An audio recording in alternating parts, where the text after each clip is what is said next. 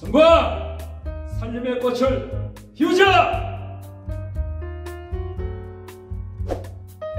Praise the Lord! Hallelujah! Isang mapagpalang araw po sa ating lahat. Ako po si Pastor Jerry Molina, isang pastor po ng BMCC Salem Church dito po sa bansang Pilipinas, dito sa Kanto ng Rizal. Ako po ay nagpapaabot ng pasasalamat, taos-pusong pasasalamat kasi ang susi at buwan ng lahat ng pagpapala. Salamat po sa buhay ng pastor sa Korea po, sa buhay ni Pastor Reverend Cha Sang-yu.